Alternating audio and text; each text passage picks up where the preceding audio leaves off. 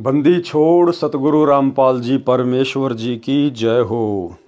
परम पिता परमात्मा सारी सृष्टि के रचनहार कुल मालिक असंख्य ब्रह्मांडों के स्वामी जगत गुरु तीनों लोकों में प्रवेश करके सबका भरण पोषण करने वाले राजाधिराज आत्माधार नाथों के नाथ देवों के देव महादेव सर्वेश्वर महेश्वर मृत्युंजय अजरो अमर आदि अनादि सनातनी प्रभु जगत पिता जगदीश्वर श्री श्री 1008 की उपाधि के वास्तविक अधिकारी अकाल मूरत शब्द स्वरूपी राम वासुदेव सर्वगतम ब्रह्म परम पूज्य प्रथम पूज्य परम संत परम पुरुष परम धनी परम दयालु सत्य कबीर हक्का कबीर अल्लाहु अकबर बाखबर अल्लाह ताला जगत के तारणहार जगत के मुक्तिदाता जगत के जगन्नाथ हारे के सहारे हिंदुओं के राम मुसलमानों के अल्लाह सिखों के वाहेगुरु ईसाइयों के मसीह दया के सागर दयानिधि करुणा के सागर करुणानिधि स्वयंभू परिभू संकट मोचन कष्ट हरण मंगल करण दुख भंजन अविगत कबीर निर्विकार निर्विषम परमात्मा अलय अलेख सतगुरु आदि अनादि सतगुरु असली मर्यादा पुरुषोत्तम असली राम असली कृष्ण असली घनश्याम असली मुरारी राजाओं के राजा महाराजाओं के महाराजा शहंशाहों के शहंशाह सम्राटों के सम्राट भगवानों के भगवान अल्लाहों के अल्लाह प्रभुओं के प्रभु मसीहाओं के मसीह सच्चे वाहेगुरु बाबाओं के बाबा पीरों के पीर सेठों के सेठ जगत सेठ सावड़सा सेठ सर्वगुण संपन्न अनंत कोटि कलाओं के स्वामी अनंत कोटि ब्रह्मांडों के नायक योगियों में महायोगी ध्यानियों में महाध्यानी सिद्धों में परम सिद्ध ज्ञानियों में तत्व ज्ञानी ब्रह्म ज्ञानी महाज्ञानी परम ज्ञानी सर्वश्रेष्ठ ज्ञानी विज्ञानी युवा कबीर समरथ कबीर असमवात अमित ओझा सच्चे रहनुमा करीम अल्लाह शुभान अल्लाह दुनिया के अंतिम पैगंबर 8 सितंबर 1951 से गांव धनाना जिला सोनीपत हरियाणा भारतवर्ष की पावन भूमि पे प्रकट रियल कल की भगवान श्री नारायण साकार हरि श्री बाबा साहिब शब्द स्वरूपी राम संत श्रोमणी सतगुरु रामपाल जी परमेश्वर जी के चरण कमल में साध संगति से जुड़े हुए देश विदेश से सभी सत्सेवक भाई बहनों का अनंत कोटि दंडवत प्रणाम। सत्साई भाई और बहनों, दया पूज्य गुरुदेव भगवान की सारी सृष्टि के मालिक की असंख्य ब्रह्मांडों के स्वामी की सतगुरु रामपाल जी परमेश्वर जी की जिनके शुभ आशीर्वाद से विशेष आशीर्वाद से छप्पर फाड़ दया से आप और हम सभी सत्सेवक भाई बहन साध संगति से जुड़कर गुरुदेव भगवान के तत्व ज्ञान को आधार बनाकर अपनी आत्मा के कल्याणार्थ हेतु मोक्ष प्राप्ति के लिए निरंतर मर्यादाओं में रहते हुए भक्ति मार्ग की ओर बढ़ रहे हैं। भाई और बहनों, परमात्मा की विशेष मेहर जो गुरुदेव ने हमें साध संगति से जोड़ा, क्योंकि साध संगति इस कलयुग की बिचली पीढ़ी में सतलोक के लिए ट्रेनिंग सेंटर है। साध संगति से जोड़कर ही परमात्मा आत्मा को विकारों से मुक्त करेंगे और सतलोक के योग्य हंस बनाएंगे। आने वाले समय में पूरा विश्व जुड़ेगा, पूरी दुनिया जुड़ेगी। और जिस प्रकार से आज समय रहते आप और हम भाई बहन गुरु को इष्ट मानकर प्रत्येक मर्यादाओं में रहते हुए विषय विकारों से दूर हटकर अपनी आत्मा के कल्याण के लिए भक्ति कर रहे हैं, इसी प्रकार से साध संगति से जुड़कर इन्हीं सब मर्यादाओं को फॉलो करके आने वाले समय में पूरा विश्व भक्ति किया करेगा। तो भाई और बहनों, पूज्य गुरुदेव भगवान के कर कमल से लिखित पवित्र पुस्तक मुक्ति बोध के ऊपर वीडियो बनाने की श्रृंखला जारी है। इसी श्रृंखला में आज हमारा ये 10वें नंबर का वीडियो है। प्रत्येक वीडियो में सतगुरुदेव भगवान के आशीर्वाद से हमें बहुत कुछ अध्यात्म से संबंधित सीखने को मिलता है, जानने को मिलता है। अब हम आज के वीडियो में आगे बढ़ते हैं। पवित्र ग्रंथ मुक्ति बोध पेज नंबर 77। आज परमेश्वर जी ने अपने कर कमल से सुदामा जी की जो कथा है वो लिखी है। कथा एक चीज का भाई और बहनों, आप और हमने अब ज्ञान हो जाना चाहिए, पूरी तरह से ये आभास हो जाना चाहिए, हमारे हर प्रकार के संदेह मिट जाने चाहिए। हम जिन पवित्र सदग्रंथों को पढ़ रहे हैं, सबसे पहली बात तो ये कि ये तत्व ज्ञान समझ में आने के बाद, सतगुरु का ज्ञान समझ में आने के बाद भगत को ये पता चल जाना चाहिए कि इस पृथ्वी पर यदि कोई सबसे उत्तम सर्वमान्य सर्वश्रेष्ठ प्रमाणित सदग्रंथ है तो केवल सतगुरु रामपाल जी परमेश्वर जी के सत्संग हैं या उनके कर कमल से लिखी गई पुस्तकें हैं। बाकी गीता, वेद, कुरान, पुराण, बाइबल ये आधा अधूरा ज्ञान है, आधा अधूरा ज्ञान। और गुरुदेव भगवान जब अपने कर कमल से इन पवित्र शास्त्रों में, इन पुस्तकों में, जैसा कि हम मुक्ति बोध को पढ़ रहे हैं, यदि गुरुदेव इनमें कोई कथा शामिल करेंगे तो भाइयों और बहनों फिर विचार करना चाहिए, केवल परमेश्वर की ही महिमा होगी उसमें।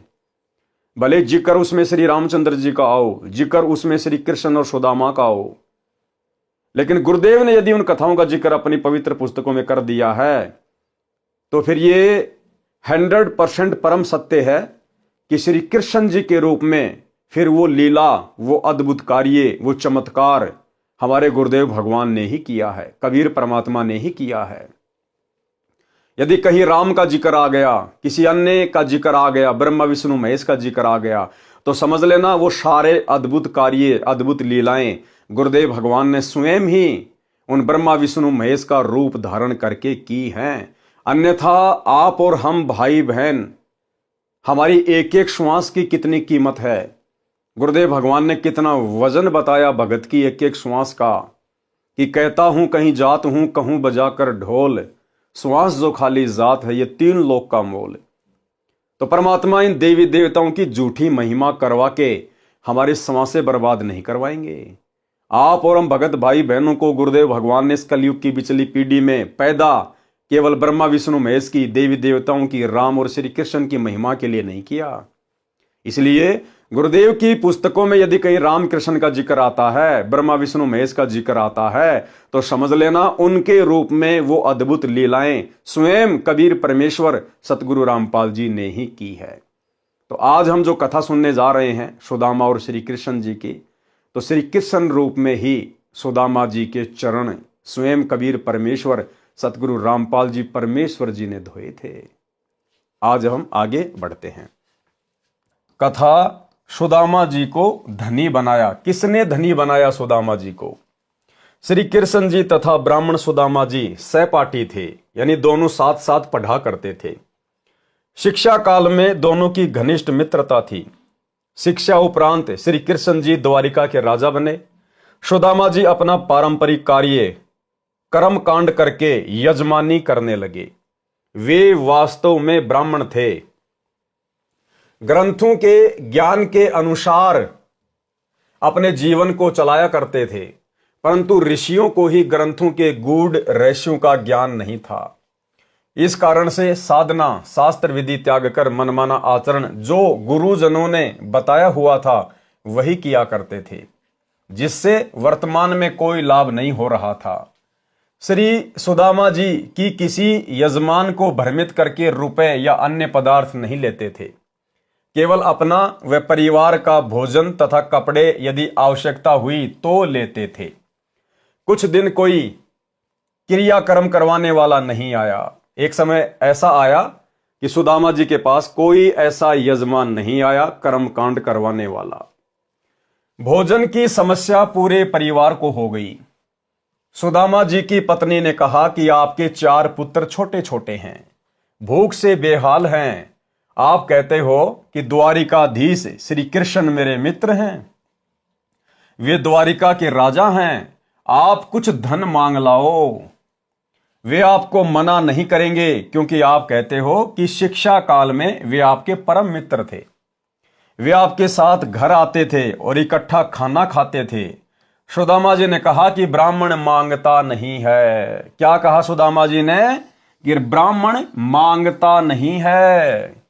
और गुरुदेव भगवान अपनी वाणी में कहते हैं कि मांगण मरण समान है, मत मांगो कोई भीख, और मांगण से मरना भला या सतगुरु की सीख। ये जो ब्राह्मण होता है, जो भगत होता है, वो कभी दुनिया के आगे हाथ नहीं फैलाएगा।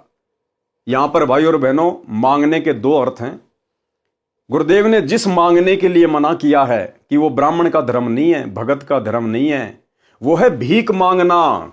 घर घर जाके दिए माई, आटा दिए, रोटी दिए, भीख मांगना, उसको कहते हैं मांगना। वो भक्ति मार्ग में जायज नहीं है। दूसरा मांगना होता है उधार कोई वस्तु लेना, वो परमेश्वर ने यहां पर शामिल नहीं की है। उधार वस्तु, उधार पैसा कोई भी ले सकता है, किसी की भी मदद वो कर सकता है। उधार लेन देन भीख मांगने में नहीं आती है। लेकिन यहां गुरुदेव ने जिस मांगने के लिए मना किया है, और सुदामा जी ने कहा अपनी पत्नी से कि मैं मांगूंगा नहीं, वो होता है जाकर भीख मांगना। तो गुरुदेव भगवान ने क्या कहा? सुदामा जी ने कहा कि ब्राह्मण मांगता नहीं, अपने कार्य कर्म कांड करके दक्षिणा ले सकता है। श्री कृष्ण मेरे यजमान भी नहीं है, इसलिए मेरा सिर नीचा हो जाएगा। यदि मित्रता समाप्त करनी हो तो मित्र से कहो कुछ दो। ये गलती सुदामा ब्राह्मण नहीं कर सकता, भूखा मर सकता है। शास्त्रों में लिखा है कि जिसने पूर्व जन्म में दान धर्म नहीं किया वह अगले जन्म में निर्धन रहता है। मैंने पूर्व जन्म में कोई दान नहीं किया होगा, इसलिए मैं निर्धन हूं, मुझे धन नहीं मिल सकता। पत्नी ने चारों पुत्रों को उसके सामने खड़ा कर दिया, जो एक रोटी को एक दूसरे से छीनने की कोशिश कर रहे थे। विचार करना भाई और बहनों, कितना गरीब परिवार था। सुदामा जी कितने निर्धन थे। सुदामा जी को भक्ति मार्ग से डगमग करने के लिए, उसकी मर्यादाएं तुड़वाने के लिए सुदामा की पत्नी ने अपने चारों बच्चों को, जो कि नंगे फटे हाल कपड़े और एक रोटी के लिए आपस में छीना झपटी कर रहे थे, उन चारों को लाकर सुदामा के सामने खड़ा कर दिया, ताकि सुदामा का दिल पसीज जाए और ये श्री कृष्ण जी के पास जाकर कुछ मांग कर ले आए। लेकिन सुदामा ब्राह्मण थे, उन्होंने मांगने का अपने मन में भी विचार नहीं किया। पत्नी ने चारों पुत्रों को उसके सामने खड़ा कर दिया, जो एक रोटी को एक दूसरे से छीनने की कोशिश कर रहे थे, जो मिश्रानी ने छुपा रखी थी, जो रात को बासी बची हुई थी, रोटी भी ताजा नहीं थी, रात का बनाया हुआ खाना। और सुदामा की पत्नी ने एक रोटी छुपा के रख दी थी, और सुबह उस एक रोटी के ऊपर सुदामा के चारों बच्चे आपस में लड़ रहे थे, झगड़ रहे थे, छीना झपटी कर रहे थे। इतनी गरीबी, और उसके बाद भी सुदामा अपने मित्र से, श्री कृष्ण जी से मांगने के लिए नहीं गया। और आज हालात क्या है भाई और बहनों संगत में? 90% संगत जो सतलोक आश्रमों से जुड़ी हुई है, ज्ञान आधार उनके आसपास भी नहीं है। सतलोक आश्रम मैनेजमेंट हरियाणा ने काल प्रेरणा से प्रार्थनाओं के नाम पर नंबरों की लिस्ट जारी कर रखी है, और ये लाखों की संगत जो इन आश्रमों से जुड़ी हुई है, आए दिन हजारों की संख्या में गुरुदेव के पास में प्रार्थनाएं भिजवाती है। गुरुजी से मेरी ये प्रार्थना लगा देना, गुरुजी मेरा लड़का नौकरी नहीं लग रहा, गुरुजी मेरी लड़की को बच्चा पैदा नहीं हो रहा, गुरुजी उसकी डिलीवरी होने वाली है, गुरुजी मेरे छोरे का इंटरव्यू है, गुरुजी मैं कुआं खुदवाना चाहता हूं, फलाना दिखना। नामदान सेंटरों पे जा जाके प्रार्थनाएं लिखवा रहे हैं। अरे सुदामा से शिक्षा लेनी चाहिए। सुदामा को तो कोई तत्वदर्शी सतगुरु भी नहीं मिला हुआ था। सुदामा को यह तत्व ज्ञान भी प्राप्त नहीं था, ताकि उसको विश्वास होता, दृढ़ता आती उसमें।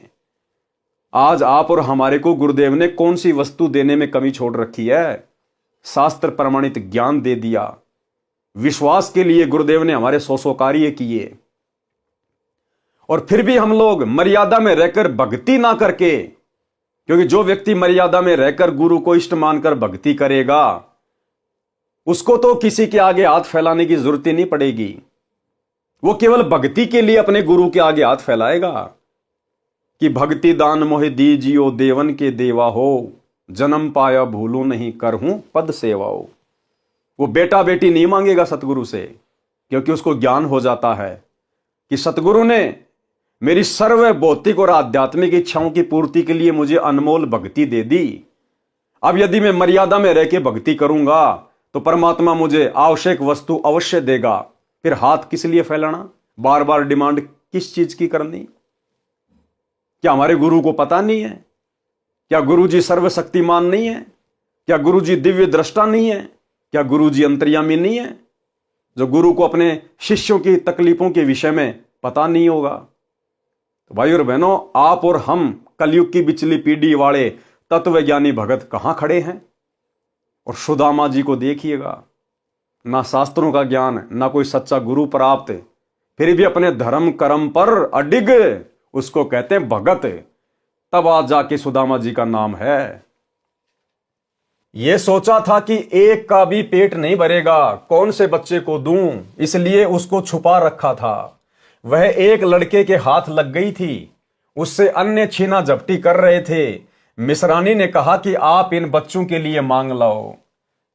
कि पंडित जी, यदि आप अपने लिए ना मांगो तो कम से कम अपने बच्चों के ऊपर तो रहम करो, ये भूखे मर रहे हैं, कम से कम इनके लिए तो मांग के ले आओ कुछ। वह दृश्य देखकर सुदामा एकांत में जाकर परमात्मा से विनय करने लगा तथा आंखों में पानी भराया। हे प्रभु, ये क्या दिन देख रहा हूं, मुझे पूर्व जन्म में कोई मार्गदर्शक ठीक नहीं मिला।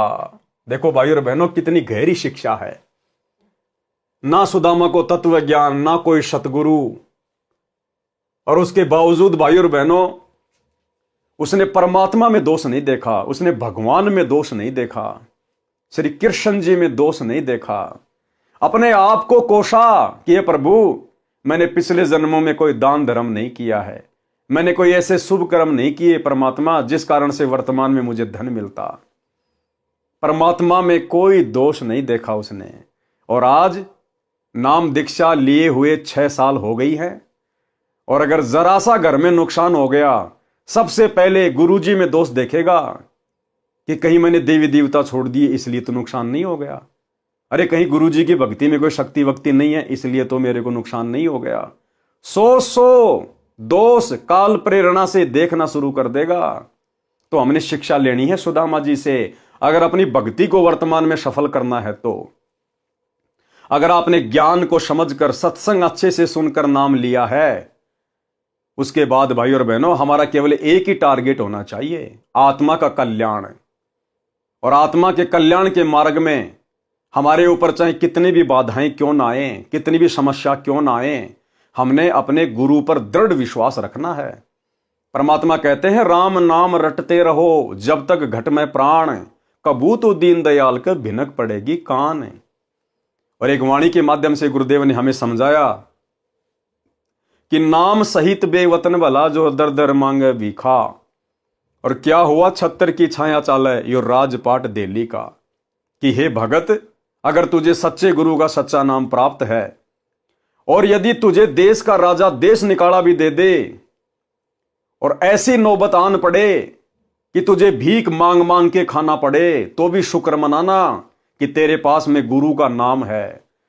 तू उस राजा से लाख गुना अच्छा है जो भीख मांग मांग के खा रहा है, तू उस राजा से लाख गुना अच्छा है जो राजा छत्रपति है। कल को तू इस भक्ति के कारण मोक्ष प्राप्त करेगा, सदा सदा का सुख प्राप्त करेगा। और वो राजा जो आज दुनिया को सुखी दिखाई दे रहा है, कल को वो घोर यातनाएं सहेगा, 84 लाख में जाएगा।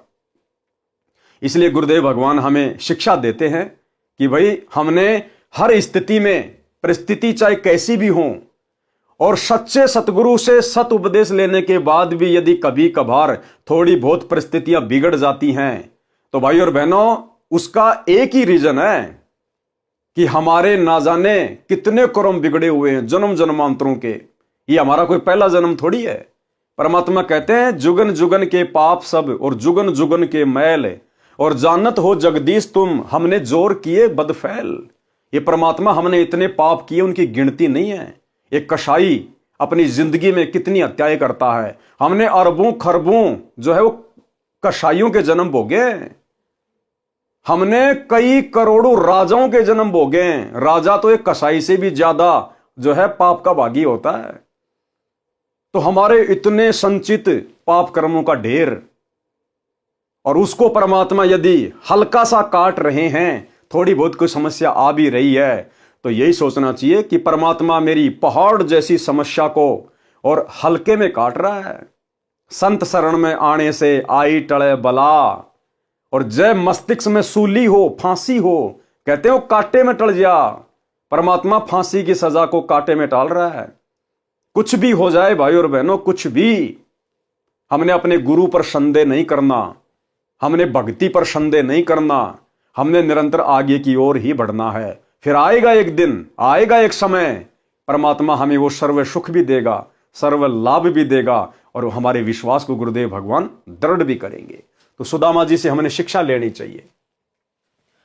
वह दृश्य देखकर सुदामा एकांत में जाकर परमात्मा से विनय करने लगा तथा आंखों में पानी भराया, हे प्रभु, ये क्या दिन देख रहा हूं। मुझे पूर्व जन्म में कोई मार्गदर्शक ठीक नहीं मिला, जिस कारण से मैंने दान नहीं किया है। हे प्रभु, मुझसे ये भूखे बच्चे देखे नहीं जाते, या तो मुझे मार दो या फिर इन चारों को अपने पास बुला लो।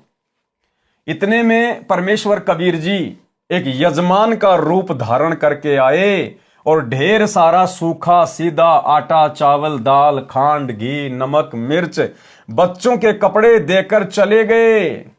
देखो भाई और बहनों, श्री कृष्ण जी को चिंता नहीं है, श्री कृष्ण जी को नहीं पता, श्री कृष्ण जी अंतर्यामी नहीं है। ये परमात्मा अपनी आत्माओं के लिए 100 छल छिद्र करता है।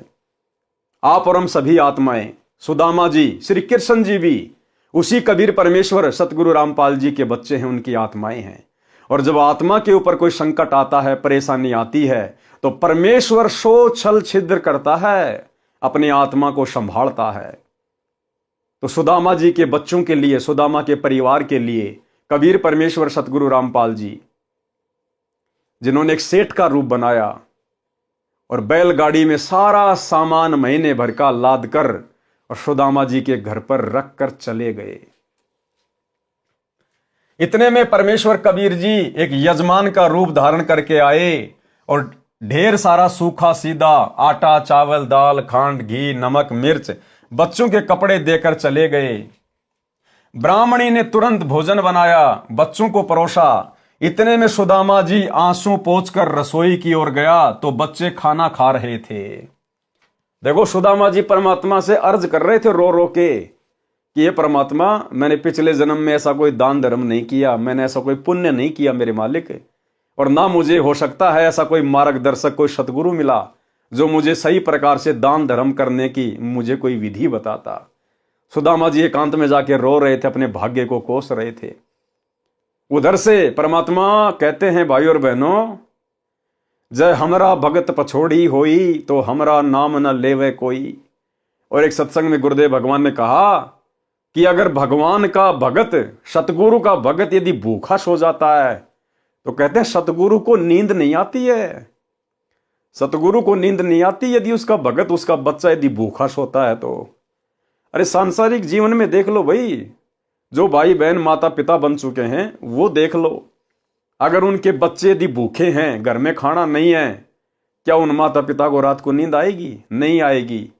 और गुरुदेव भगवान कहते हैं, बहुत प्यारा बालक माँ का और उससे बढ़कर शिष्य गुरुआं का।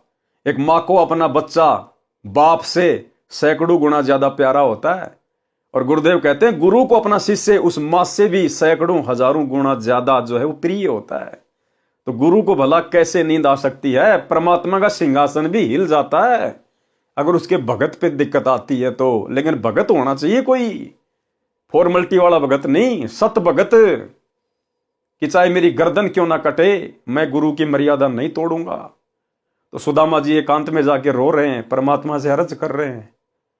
उधर से परमात्मा सुदामा के एक यजमान का रूप बना के और परमेश्वर गाड़ी भर के लेके आ गया। जो राखो त्यों ही रहूं, जो राखो त्यों ही रहूं, हमरा के चारा खाने जाद खरीद हूं, गुलाम तुम्हारा।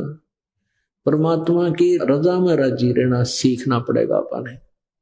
परमात्मा चाहे किसी प्रकार भी आपको रखता है, चाहे भूखा रखता है, प्यासा रखता है, पर कहते ये ऐसा नहीं होगा कि भूखा और प्यासा आपको रख ले भगवान, क्योंकि ये दयालु मालिक है।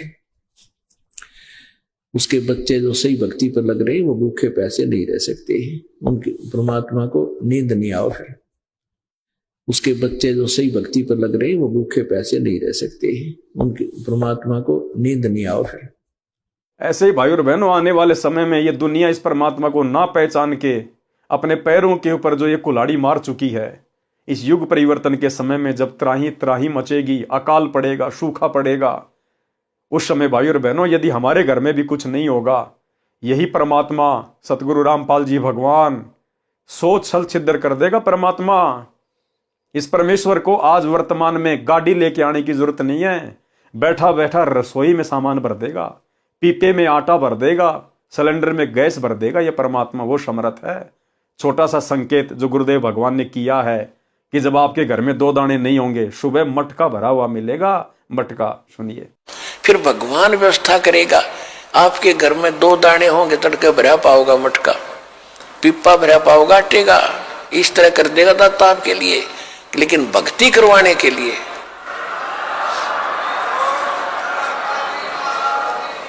ये उनकी करेगा जो भक्ति करेंगे, और जो बकवाद चाहोगे वो अपना करते रहियो। ठीक है, जैसा भक्ति भजन करेंगे उनका लाभ मिल जाएगा, लेकिन वो उसमें से खड़ी रह जाएंगे। तो भाई और बहनों, परमात्मा कहते हैं चिंत्या तो हरि नाम की और न चिंत्या दास, और जो कोई चिंत्या नाम बिना सोई काल की फांस। हम सत्सेवक भाई बहनों ने केवल चिंत्या एक ही बात की करनी है। अब इस स्टेज पर आने के बाद केवल मर्यादाओं की। भाई घर छूटो चाहे जग रूठो, चाहे रूठो ये संसारा हो, कौन सुनेगा फिर मेरी काल लोक में जब गुरु रूठ गया मेरा हो। और भाई और बहनों, जब भगत के ऊपर ऐसी परिस्थिति आती हैं, ऐसे हल्के पुल्के संकट आते हैं, तो समझ लेना कि वो गुरु परीक्षा ले रहा है। गुरु की नजर पल पल हमारे ऊपर है। थोड़ा बहुत कोई संकट देखकर ही तो गुरु देखेगा कि मेरे भगत के अंदर सील, संतोष, विवेक, दया, अक्षमा, इसके अंदर कुछ गुण विकसित हुए हैं या नहीं हुए हैं। मेरा भगत मेरे ऊपर दृढ़ विश्वास कर पा रहा है या नहीं कर पा रहा है, या खाली देखा देखी भक्ति कर रहा है। जैसे परमात्मा अपनी वाणी में कहते हैं, भक्ति भाव भादो नदी सबे चले गहराए, और सरिता सोए जानिए जो जेठ मास ठहराए। असली नदी वो है जो जेठ के महीने में, जून के महीने में, गर्मी के महीने में भी जो बहती रहे, असल में वो है नदी। तो भगवान सतगुरु अपने भक्तों को थोड़े बहुत कष्ट देकर, अपनी तरफ से परेशानियां देकर भी अपने भगत की परीक्षा लेता है। तो सुदामा जी ने परमेश्वर से एकांत में जाके रो रो के अर्ज की। उधर से परमपिता परमेश्वर जी आए और मालिक सारा सामान घर में रख के चले गए। इतने में परमेश्वर कबीर जी एक यजमान का रूप धारण करके आए और ढेर सारा सूखा सीधा आटा, चावल, दाल, खांड, घी, नमक, मिर्च बच्चों के कपड़े देकर चले गए। ब्राह्मणी ने तुरंत भोजन बनाया, बच्चों को परोसा। इतने में सुदामा जी आंसू पोंछकर रसोई की ओर गया तो बच्चे खाना खा रहे थे। पूछने पर पता चला कि कोई भगत आया था। कौन भगत आता था भाई और बहनों? गरीब की मदद कौन करता है? गरीब की मदद तो केवल गरीब निवाज करता है, भगत की मदद केवल सतगुरु करता है। पूछने पर पता चला कि कोई भगत आया था, वह सामान दान कर गया है। सुदामा जी ने पूछा कि क्या नाम बताया था? पत्नी ने कहा कि दामोदर नाम बताया था। दामोदर अपने आप को छुपाया परमात्मा ने, जैसे आज छुपा रहे अपने आप को। संत रामपाल जी के नाम से आ गए कबीर परमात्मा। पत्नी ने कहा कि दामोदर नाम बताया था। सुदामा जी ने अपने दिमाग पर जोर दिया तो कोई भी दामोदर नाम का यजमान उनका नहीं था। कि भाई मेरा तो कोई दामोदर नाम का कोई यजमान है ही नहीं, भला कौन दे गया? उस नाम का कोई भी व्यक्ति नगरी में नहीं था। उस दिन के अतिरिक्त 3 दिन का राशन पूरे परिवार का था। 3 दिन का राशन रख गए परमात्मा पूरा। 3 दिन का क्यों रखा? मालिक ने आगे भी सोच रखा था कि आगे मैं किस विधि से इन बच्चों का पालन पोषण करूंगा। उस दिन के अतिरिक्त 3 दिन का राशन पूरे परिवार का था। पत्नी ने फिर आग्रह किया कि आप श्री कृष्ण जी से कुछ मांग कर ले आओ, तो सुदामा ने हाँ कर दी। देखो भाई और बहन, हम लोग ऐसे मार खा जाते हैं, ऐसे मार खा गया सुदामा। उधर जाके जब वो भगवान से अरदास कर रहा था तो परमात्मा पीछे से यजमान का रूप बना के सब कुछ रख के चले गए। लेकिन सुदामा का धैर्य फिर जवाब दे गया पत्नी के बार बार कहने से, और फिर सुदामा ने हाँ कर दी कि ठीक है मैं जाता हूं। लेकिन मन में फिर भी यही था कि मांगूंगा कुछ नहीं, अगर नहीं जाऊंगा तो ये घर में झगड़ा करेगी, इससे अच्छा है चलो मैं जाके आ जाता हूं। अगर वो अपने आप दे देगा तो ठीक है, नहीं तो मैं नहीं मांगूंगा। पत्नी ने फिर आग्रह किया कि आप श्री कृष्ण जी से कुछ मांग कर ले आओ। तो सुदामा ने हां कर दी, परंतु मन में यही था कि जाकर आ जाऊंगा, मांगूंगा नहीं। किसी मित्र या रिश्तेदारी में जाते समय उनके लिए घर से कुछ मिठाई बनवा कर ले जाने की परंपरा थी। उसके स्थान पर पत्नी ने 3 मुट्ठी यानी 250 ग्राम चावल भूनकर भगत के पल्ले से बांध दिए। सुदामा जी द्वारिका में तीसरे दिन शाम को पहुंचा। मैले कपड़े, टूटी जूती, एक भिखारी जैसे वेश में श्री कृष्ण जी के राजभवन के सामने द्वार पर खड़ा हो गया और द्वारपाल से अंदर जाने के लिए आज्ञा चाही। तो द्वारपाल ने परिचय पूछा, कौन हो, क्या नाम है, कहां से आए हो, क्या काम है? ये राजा का राजभवन है, आपको किससे मिलना है? सुदामा जी ने अपना परिचय दिया। फिर द्वारपाल ने कहा कि पहले हम महाराज जी से आज्ञा लेकर आएंगे, यदि आज्ञा हुई तो आपको मिलाएंगे।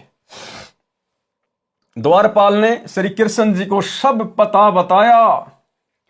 तो श्री कृष्ण नंगे पैरों सिंहासन छोड़कर दौड़े दौड़े आए। श्री कृष्ण भाई और बहनों राजा था, राजा में अहंकार होता है, राजा में मान बढ़ाई होती है।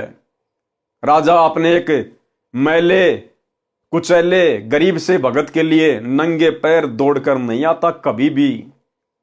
राजा को सौ टेंशन हो जाएगी, लोग क्या कहेंगे, दुनिया क्या कहेगी। वो परमपिता परमेश्वर, सारी सृष्टि का राजा कबीर भगवान सतगुरु रामपाल जी उस समय श्री कृष्ण जी के रूप में सिंहासन पर विराजमान थे और मालिक को मालूम था कि मेरा बच्चा आ रहा है। और भगवान का बच्चा और 3 लोक के देवताओं के आगे हाथ फैलाए, ये भगवान सहन नहीं कर सकता। इसलिए परमात्मा सतगुरु रामपाल जी स्वयं श्री कृष्ण रूप बनाकर सिंहासन पर जाकर बैठ गए। और जैसे ही सुदामा का नाम सुना, तुरंत नंगे पैर दौड़ लिए परमात्मा। ये परमेश्वर अपनी आत्माओं से इतना प्रेम करते हैं और आप और हम आज भी इनको नहीं पहचान पा रहे। आज हमारे लिए 21 महीने की 2006 में जेल, 2014 से 10 साल से जेल। भाई और बहनों, आम संत होता तो फांसी खा के मर जाता, फांसी खा के। परमार्थ के लिए निस्वार्थ भाव से इतना संघर्ष धरती पे कोई नहीं कर सकता। केवल एक बाप अपने बच्चों के लिए कर सकता है, परमात्मा अपनी आत्माओं के लिए ही कर सकता है। तो परमेश्वर दौड़ लिए।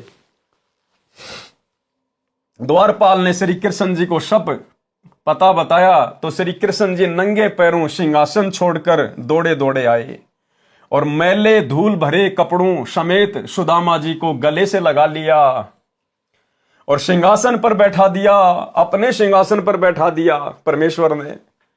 फिर अपने हाथों सुदामा जी के पैर धोए। भाई और बहनों, आज हमें अपने गुरुदेव के चरणामृत को बनाने के लिए उनके चरण धोने में शर्म आ रही है। और यहां परमात्मा ने अपनी आत्मा को सिंहासन पर बैठा कर उनके पैर धोए गरम गरम पानी से परमेश्वर जी ने।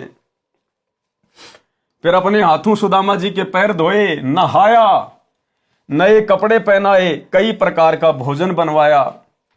खाने के लिए जो चावल सुदामा जी लाए थे उनको बड़ी रुचि के साथ श्री कृष्ण जी ने खाया। भाई और बहनों, बहुत गहरी शिक्षा है, ध्यान रखना। सुदामा जी की पत्नी ने, मिश्रानी ने जो 250 ग्राम चावल, 3 मुट्ठी चावल जो दिए थे भून के, परमेश्वर ने, सतगुरु रामपाल जी भगवान ने बड़े प्रेम के साथ में खाए, बड़े आनंद के साथ में खाए। सुदामा जी के चावल का भोग लगाया परमात्मा ने। सुदामा जी के खाने के लिए कई प्लेटों में हलवा, खीर, कई सब्जी रोटी सामने रख दी। सुदामा जी को अपने घर का दृश्य याद आया कि आज शाम का खाना घर पर नहीं है, बच्चे भूखे बैठे हैं, रो रहे होंगे, माँ रोटी रोटी कह रहे होंगे, मैं ये पकवान कैसे खाऊं?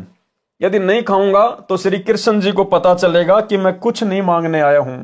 इसलिए एक टुकड़ा लेकर धीरे धीरे खाने लगा, उंगलियों को बार बार मुख में चाटकर समय बिताने लगा। परंतु श्री कृष्ण की दृष्टि तो मित्र के मुख कमल पर थी।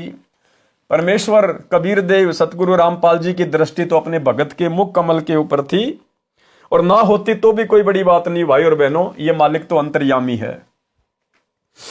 सब हाव भाव देख रहे थे, कहा खा ले यार सुदामा, क्यों उंगली चाटे जा रहा है। सुदामा जी ने 2 रोटी खाई तथा खीर हलवा नामात्र खाया और हाथ धोकर बैठ गया। श्री कृष्ण जी ने पूछा कि बच्चे तथा भाभी जी कुशल हैं, निर्वाह ठीक चल रहा है। सुदामा जी ने कहा, अब देखो भाई और बहनों क्या कहा, आप और हमें शिक्षा लेनी चाहिए कि भगत का स्वभाव कैसा होना चाहिए। सुदामा जी कितने फटे हाल, कितने निर्धन, कितने गरीब, खुद ने पेट भर के भोजन नहीं खाया, बार बार चिंता उसको अपने बच्चों की सता रही थी कि घर में आज भोजन नहीं है, बच्चे भला क्या खा रहे होंगे। लेकिन जब भगवान ने पूछा, जब श्री कृष्ण जी ने पूछा कि बच्चे तथा भाभी जी कुशल है, निर्वाह ठीक चल रहा है, सुदामा जी ने कहा कि तेरी दया से है भगवान हमको सुख सारा, किसी वस्तु की कमी नहीं, मेरा ठीक गुजारा। कि ये परमात्मा आपके रहते सहते, ऐसे मित्र के रहते सहते भला आपके सुदामा को, आपके भगत को, आपके मित्र को क्या कमी हो सकती है परमात्मा। और आज गुरु जी के पास में प्रार्थनाओं पे प्रार्थना, प्रार्थनाओं पे प्रार्थना, सिर्फ मांगे जा रहे हैं, भक्ति कोई नहीं करता मर्यादा में रह के, सिर्फ हाथ फैलाए जा रहे हैं।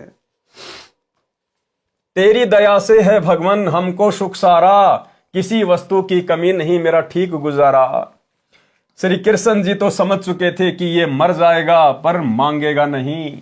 उसी समय सुदामा जी को दूसरे कमरे में विश्राम के लिए निवेदन किया और राज दरबार में जाकर विश्वकर्मा जी को बुलाया, जो मुख्य इंजीनियर था, तथा सुदामा जी का पूरा पता लिखाकर उसका सुंदर महल बनाने का आदेश दिया।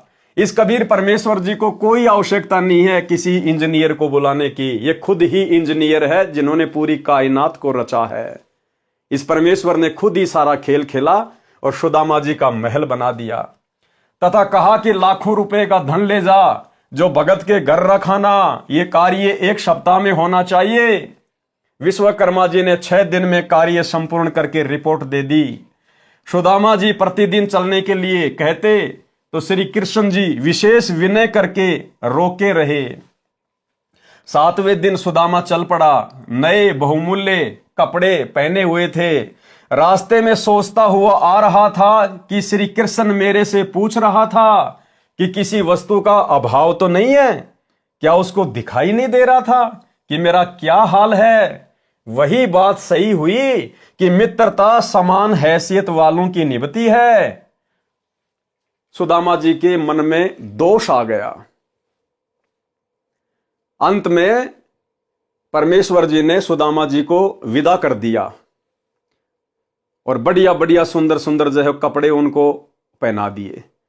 अब भाई और बहनों, सुदामा के मन में ये कि देख, चलते समय और मेरी हालत को देखकर और मुझे कुछ दान धर्म तक नहीं दिया कि भाई तू ले जा, 1000 रुपए ले जा, लाख रुपए ले जा, ये सामान ले जा। भाई वो तो राजा था, कुछ भी दे सकता था, लेकिन देख मुझे कुछ नहीं दिया। और फिर मन ही मन में सोचने लगा कि लोग ठीक कहते हैं, मित्रता अपनी समान हैसियत वाले के साथ में ही होनी चाहिए, गरीब की अमीर की मित्रता नहीं होती है। और फिर मुझसे पूछ रहा है कि घर में कोई कमी तो नहीं है, क्या उसको दिखाई नहीं दे रहा था मेरे फटे पुराने कपड़े, मेरा मैला कुचैला शरीर, क्या उसको दिखाई नहीं दे रहा था कि मैं कितना सुखी हूं और मैं कितना दुखी हूं। फिर भी मेरे से कह रहा है कि सब ठीक ठाक है ना। इतना दोष सुदामा जी के मन में श्री कृष्ण जी के प्रति आ गया। आप और हमारे लिए शिक्षा है भाई और बहनों, आप और हमारे लिए। अब सुदामा को नहीं पता था इस बात का कि तेरे वहां से निकलने से पहले ही परमात्मा ने विश्वकर्मा को आदेश देकर और तेरे घर को धन धान्य से भरपूर करने का आदेश दे दिया, तेरा महल बनवाने का आदेश दे दिया। भगवान की प्रोसीजर उसी समय शुरू हो चुकी थी, लेकिन हम ठहरे जीव। सुदामा के मन में दोष आ गया। इसी प्रकार भाई और बहनों, इस परमेश्वर की क्या मर्जी होती है, क्या इसकी प्रक्रिया चल रही है, आप और हम 2 कोटि के जीव हैं, हम नहीं समझ सकते। हमने दीक्षा ले ली, यदि ज्ञान समझ में आ गया तो हमने केवल दृढ़ विश्वास के साथ निरंतर आगे बढ़ना है। चाहे आजीवन परमात्मा हमें टूटी चप्पलों में क्यों ना रखे, एक टाइम के भोजन में क्यों ना रखे, फटे पुराने कपड़ों में क्यों ना रखे, बदहाली में क्यों ना रखे। हमने अपने गुरु पर कभी संदेह व्यक्त नहीं करना चाहिए कि ये परमेश्वर जो आप दे रहे हो, जो आप कर रहे हो, परमात्मा मेरे लिए तो राजा से कम नहीं है। हमने उसकी रजा में राजी रहना होगा, तब परमेश्वर हमसे प्रसन्न होंगे। लेकिन सुदामा के मन में दोष आ गया। अब दोष आया तो फिर उसकी सजा भी मिलनी थी। रास्ते में जंगली लोगों ने सुदामा के वो कपड़े छीन लिए, नंगा कर दिया सुदामा को, अंडरवियर तक नहीं छोड़ी उसकी। ये उसको सजा मिली भगवान के ऊपर संदेह करने की। रास्ते में सोचता हुआ आ रहा था कि श्री कृष्ण मेरे से पूछ रहा था कि किसी वस्तु का अभाव तो नहीं है। क्या उसको दिखाई नहीं दे रहा था कि मेरा क्या हाल है? वही बात सही हुई कि मित्रता समान हैसियत वालों की निभती है। इतनी देर में जंगली भीलों ने रास्ता रोक लिया और कहा कि निकाल दे जो कुछ ले रखा है। सुदामा जी ने कहा कि मेरे पास कुछ नहीं है। भीलों ने तलाशी ली तो कुछ नहीं मिला। सुदामा जी के कीमती धोती कुर्ता छीन ले गए, उसको नंगा छोड़ गए। सुदामा जी को यह सजा अविश्वास की मिली थी। किस बात की सजा मिली भाई और बहनों? अविश्वास की। जबकि सुदामा तो उस समय परमेश्वर की शरण में भी नहीं था। उसने कोई गुरु भी धारण नहीं कर रखा था जो तत्वदर्शी हो। उसके बाद भी भगवान के ऊपर अविश्वास करने की यह सजा मिली। आज आप हमें वही परमात्मा मिला हुआ है, कबीर देव सतगुरु रामपाल जी। आज हम इनकी शरण में हैं। और यदि आज हमने अपने गुरुदेव पर किसी भी पॉइंट को लेकर, किसी भी बात को लेकर यदि हमने जरा भी संदेह व्यक्त कर लिया, किसी के कहने से, कुछ भी बकवाद करने से, दुनिया भर के सिरपरे सोशल मीडिया पर तरह तरह के वीडियो बनाकर गुरुदेव भगवान के ऊपर उंगलियां उठाते रहते हैं, यदि हमने जरा सा भी मन में संदेह कर लिया तो भाई और बहनों, अविश्वास की सजा कहीं न कहीं हमें अवश्य भोगनी पड़ेगी। सुदामा जी को यह सजा अविश्वास की मिली थी। शाम को सूर्य अस्त के बाद अपनी झोपड़ी से थोड़ी दूरी पर अंधेरे में एक पेड़ के नीचे खड़ा होकर देखने लगा तो देखा कि झोपड़ी उखाड़ कर फेंक रखी है। अब सुदामा को नहीं पता था इस बात का कि झोपड़ी उखाड़ कर भगवान ने महल बनवा दिया।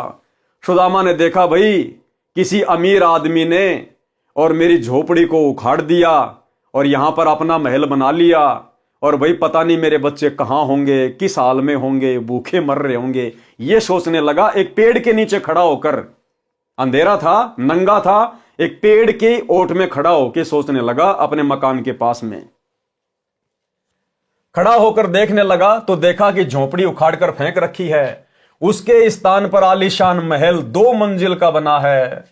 सुदामा जी दुखी हुए कि किसी ने झोपड़ी भी उखाड़ दी और कब्जा करके अपना मकान बना लिया। बच्चे तथा पत्नी पता नहीं कहां भूख के मारे डूबकर मर गए होंगे। अब जीवित रहकर क्या करना है? मैं भी दरिया में समाधि लेकर जीवन अंत करता हूं। यदि परिवार जीवित भी होगा तो भूख के मारे तड़फ रहा होगा, मेरे से देखा नहीं जाएगा। वहां से चलने वाला था, उसकी पत्नी महल पर खड़ी होकर अपने पति के आने की बाट देख रही थी। जो मिश्राणी थी वो महल की छत पे खड़ी होकर सुदामा का वेट कर रही थी कि पंडित जी कहीं विचलित ना हो जाएं, पंडित जी कहीं डगमग ना हो जाए।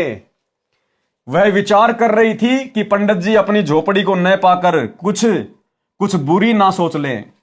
इसलिए द्वारिका के रास्ते पर टकटकी लगाए खड़ी थी। उसने उसी समय एक व्यक्ति अंधेरे में खड़ा महसूस हुआ। पंडिताइन ने देखा कि एक व्यक्ति सामने अंधेरे में खड़ा है। मिश्राणी शीघ्रता से दीपक लेकर उस ओर चली। सुदामा जी पेड़ की ओट में होकर देखने लगा कि यह स्त्री कौन है, दीपक लेकर कहां जाएगी। दीपक की रोशनी में सुदामा ने अपनी पत्नी को पहचान लिया, परंतु महल से आई है, यह क्या माजरा है। सुदामा जी ने कहा कि दीपक बुझाओ, मैं नंगा हूं। रास्ते में भीलों ने मेरे वस्त्र छीन लिए जो श्री कृष्ण जी ने नए बहुत कीमती बनवाए थे। पंडितानी ने दीपक बुझा दिया। सुदामा ने पूछा कि यह महल किसने बना दिया, अपनी झोपड़ी किसने उखाड़ दी। आपकी कृपा से सब कुशल है, किसी वस्तु की कमी नहीं है, निर्वाह ठीक चल रहा है। भाई और बहनों, विचार करने की बात है, गहरी शिक्षा है। जिस समय परमेश्वर जी ने सुदामा से पूछा, हालचाल पूछा कि गुजारा ठीक चल रहा है, घर पर सब ठीक ठाक हैं, बच्चे कुशल मंगल हैं, यदि सुदामा जी उस समय आप और हम जैसे 2 कोड़ी के कलयुगी बिचली पीढ़ी वाले भक्तों की तरह नादानी दिखा देता और रोने लग जाता कि हे परमात्मा, मैं तो बहुत गरीब हूं, मेरे बच्चे भूखे हैं, एक रोटी के लिए तड़प रहे, रो रहे हैं। अगर सुदामा यदि गिड़गिड़ाना शुरू कर देता उस समय, भाई और बहनों, परमात्मा सुदामा पूरी नहीं रचता, परमात्मा महल नहीं बनवाता। उसकी गिड़गिड़ाहट को देखकर एक बैलगाड़ी सामान की भर के भेज देता, इससे ज्यादा नहीं देता परमात्मा। लेकिन भगत ने दृढ़ता दिखाई, भगत ने दृढ़ता दिखाई कि भगवान आपके दया से सब कुछ कुशल मंगल है, आपके रहते सहते भला आपके मित्र को क्या हो सकता है। तब परमेश्वर प्रसन्न हुए। और आज ये दास जाया करता था 2013 में, जब दास ने दीक्षा ली गुरुदेव भगवान से, उन्हीं के आशीर्वाद से, तो जब दर्शनों के लिए गुरुदेव भगवान के पास लाइन लगा के जाया करते थे, तो भाई और बहनों, 100 में से 90 भगत केवल अपने दुख, अपनी प्रार्थना किया करते थे। गुरुजी ये समस्या है, गुरुजी ये हो गया, गुरुजी वो हो गया। सिर्फ अपने दुखों के लिए रोना धोना, सिर्फ अपने दुखों के लिए रोना धोना। और यहां सुदामा जी क्या कर रहे हैं, देख लो। अरे सच्चे सतगुरु अंतर्यामी भगवान के आगे दुखों के लिए नहीं रोया जाता। इस कलयुग की बिचली पीढ़ी में वो महामूर्ख मंद बुद्धि भगत होगा जो सतगुरु के आगे दुखों को लेकर रोएगा। दुखों के लेकर वो रोएगा जिसको ज्ञान नहीं होगा, जिसको सतगुरु अंतर्यामी नजर नहीं आएगा, जिसको सतगुरु कबीर परमेश्वर नजर नहीं आएगा। अन्यथा गुरु ने हमें वो जड़ी बूटी दे दी, वो साधना दे दी, अगर हम मर्यादा में रहकर इसका जाप करेंगे, परमेश्वर बिना मांगे देगा, बिना मांगे। मैंने भी कह दिया था कि आपकी कृपा से सब कुशल है, किसी वस्तु की कमी नहीं है, निर्वाह ठीक चल रहा है। पत्नी ने कहा कि आप कहां मांगने वाले हो, वे तो अंतर्यामी हैं, सब जान गए थे। सुदामा जी ने कहा कि सब जान गए थे, इसलिए तो मेरे वस्त्र भी छिनवा दिए कि अंतर्यामी थे। और वो मेरे मन की बात को जान गए कि रास्ते में आते समय मैंने उनके प्रति क्या क्या घटिया विचार अपने अंदर पैदा किए थे। अंतर्यामी थे तभी तो मेरे कपड़े भी छिनवा दिए। मैं विचार करता जा रहा था कि देखा, मित्र मेरे से पूछ रहा था कि सब ठीक तो है, किसी वस्तु की कमी तो नहीं है। मैं सोच रहा था कि क्या उसको मेरी दशा देखकर यह नहीं पता था कि यह दशा क्या ठीक ठाक की होती है। ठीक ही कहा है कि मित्रता तो समान हैसियत वालों की निभती है। मैंने तो इतना विचार ही किया था कि उसी समय मेरे वस्त्र भी लूट लिए गए। तब मिश्रानी ने कहा कि आपकी परीक्षा ली थी, परंतु आप यहां पर चूक गए। क्या कहा मिश्रानी ने कि ये आपकी परीक्षा ली थी भगवान ने और आप यहां पर चूक गए। भाई और बहनों, दया पूजे गुरुदेव भगवान की। आप और हम साथ संगति से जुड़ी हुई आत्माओं के ऊपर जो रजा सतगुरु रामपाल जी भगवान ने बख्श रखी है, 21 ब्रह्मांड में किसी के ऊपर नहीं है। पिछले 10 वर्षों से आप और हम भगत भाई बहनों ने कोई प्रार्थना हिसार जेल में नहीं लगाई। आप और हमने कोई भी संदेह, किसी भी प्रकार का कोई भी शंका अपने गुरुदेव पर और भक्ति पर नहीं की। आप और हमने केवल उनको अंतर्यामी परमेश्वर मानकर मर्यादा में रहकर भक्ति पर जोर दिया। और इसी का यह नतीजा है कि आज गुरु हम पर प्रसन्न है और गुरु ने हम सबका ज्ञान योग खोल दिया। क्योंकि ये ज्ञान योग खुले बिना हमें गुरु में कभी भी इष्ट नजर नहीं आ सकता, कबीर भगवान नजर नहीं आ सकता।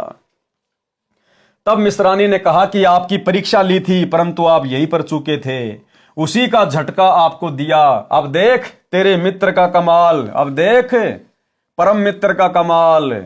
साधु माई बाप है, साधु बाई बंद, साधु मिलावे राम से काटे यम के फंद।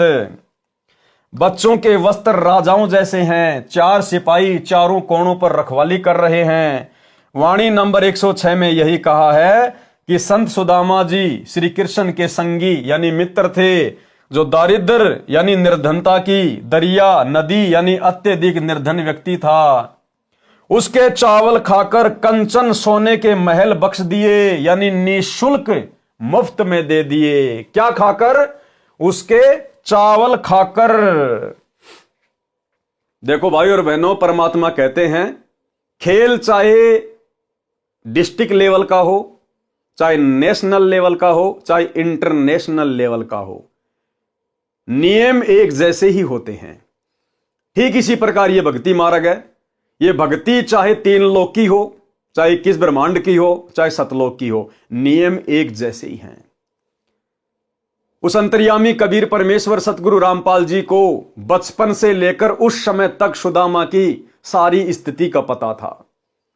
क्या परमात्मा पहले उसके घर नहीं बनवा सकते थे? क्या पहले परमात्मा उसके घर को धन धान्य से परिपूर्ण नहीं कर सकते थे? कर सकते थे, ये सर्वशक्तिमान है, लेकिन क्यों नहीं किया? इस भक्ति का नियम है। परमात्मा कहते हैं देते को हरि देत है जहां तहां से आण, और अण देवा मांगत फिर साहिब सुने नहीं कान। जब तक उस कबीर परमेश्वर जी ने सुदामा के चावल का भोग नहीं लगा लिया, तब तक सुदामा के ऊपर मेहर नहीं बख्शी। समझ जाओ भाई और बहनों, कितनी बड़ी मेहर हुई है साथ संगति से जुड़ने के बाद। आज इस पूरे 21 ब्रह्मांड में यदि उस कबीर परमेश्वर को कोई इष्ट मानकर गीता अध्याय 3 श्लोक नंबर 13 के अनुसार निस्वार्थ भाव से अपनी आत्मा के कल्याण के लिए, गुरु को प्रसन्न करने के लिए यदि कोई उन्हें भोग लगा रहा है भंडारे का, भोग की आरती के साथ, अन्नदेव की आरती तो पूरी संगति करती है, लेकिन परमेश्वर को, कबीर देव को, सतगुरु रामपाल जी भगवान को भोग की आरती के साथ में भोग लगता है, भोग की आरती के साथ में। और केवल साध संगति से जुड़ी हुई आत्माएं हैं जिन्होंने घर को ही आश्रम बनाकर और घर पर गुरुदेव का आसन लगाकर, उनका बेड लगाकर और भोग की आरती के साथ में सभी भाई बहन अपने इष्ट को भोग लगाते हैं। 21 ब्रह्मांड में केवल चंद ही आत्माएं हैं। ये विधान है यहां से पार होने का, मोक्ष प्राप्त करने का, गुरु को प्रसन्न करने का। आप विचार करो भाई और बहनों, नाम दीक्षा के साथ ही गुरुदेव हमें एक छोटी सी पुस्तक देते, भक्ति बोध, जिसमें तीनों समय की आरती होती है। आप उस भक्ति बोध में देखेंगे सबसे पहले आपको लिखा हुआ मिलेगा नित्य नियम सुबह का। क्यों लिखा गुरुदेव ने? आप और हमारे लिए, हम रोज नित्य नियम करते हैं। फिर लिखा है असुर निकंदन रमेणी। क्यों लिखी गुरुदेव ने? आप और हमारे लिए, रोजाना करने के लिए हम सब रमेणी करते हैं। फिर है संध्या आरती। क्यों लिखी गुरुदेव ने? आप और हमारे लिए, हम सब रोजाना संध्या आरती करते हैं। उसके बाद लिखा है अन्नदेव की छोटी आरती और अन्नदेव की बड़ी आरती। क्यों लिखी? आप और हम भक्तों के लिए। क्यों? रोजाना करने के लिए हम सब करते हैं। उसके बाद लिखा भोग लगाने की विधि। क्यों लिखी गुरुदेव ने? गुरु को भोग लगाने के लिए। लेकिन संगत में आज कौन कर रहा है? केवल साध संगति से जुड़े हुए सत्सेवक भाई बहन। तो ये मेहर हुई है भाई और बहनों आप और हमारे ऊपर।